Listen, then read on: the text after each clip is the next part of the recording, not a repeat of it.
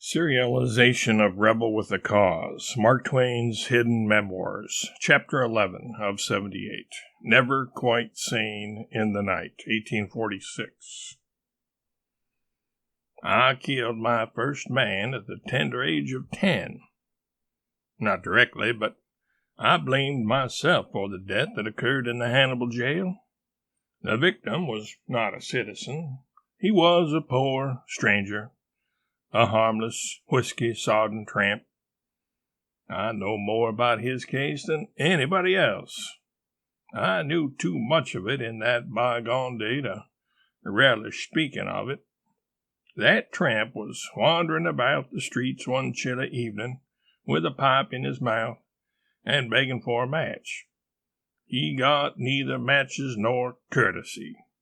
On the contrary, a troop of bad little boys followed him around and amused themselves with nagging and annoying him. I assisted. But at last some appeal which the wayfarer made for forbearance, accompanying it with a pathetic reference to his forlorn and friendless condition, touched such sense of shame and remnant of right feeling as were left in me, and I went away and got him some matches, and then hied me home and to bed, heavily weighted as to conscience and unbuoyant in spirit. An hour or two afterward, the man was arrested and locked up in the calaboose by the marshal.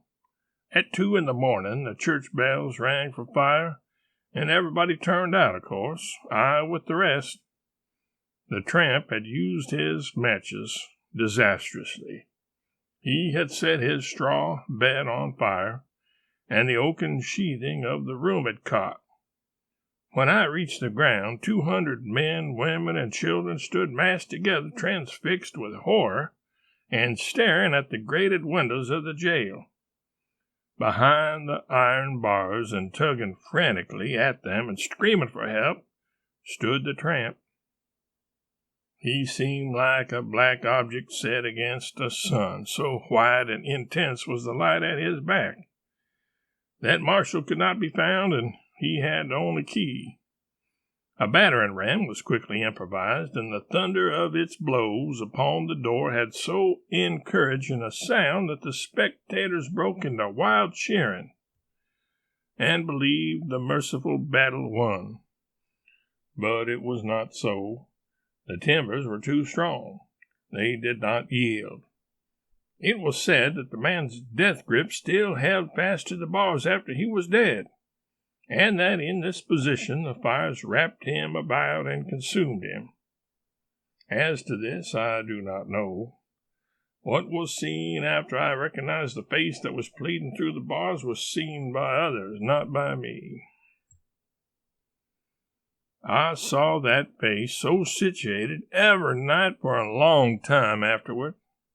The drunken tramp who was burned up in the village jail lay upon my conscience 100 nights afterward and filled them with hideous dreams in which I saw his appealing face as I had seen it in the pathetic reality, pressed against the window bars with the red hell glowing behind him. A face which seemed to say to me, "If you had not given me the matches, this would not have happened. You are responsible for my death." I was not responsible for it, for I had meant him no harm but only good when I let him have the matches. The tramp who was to blame suffered 10 minutes. I who was not to blame suffered 3 months. My conscience never did seem to know when to keep still. My ability to feel guilt, even for things for which I was not really responsible, was prodigious. But I could not help it.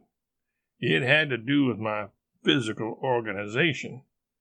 It is doubtless the case that the organ used to feel guilt is so large in me that it crowded out the organ whose function it is to excuse myself and absolve me of culpability.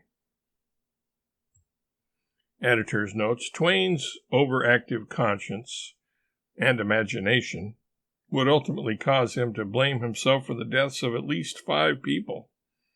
Besides the vagrant in the Hannibal jail, mentioned above, these would be loved ones.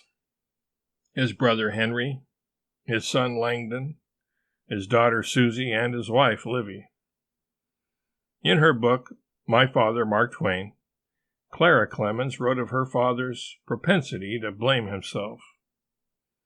One of Father's most salient qualities was his tender sympathy for someone in trouble. If on any occasion he could manage to trace the cause of someone's mishap to something he himself had done or said, no one could persuade him he was mistaken. Self-condemnation was the natural turn for his mind to take. Yet often he accused himself of having inflicted pain or trouble when the true cause was far removed from himself, as, for example, in the case of his younger brother's death on the steamboat, destroyed by an explosion.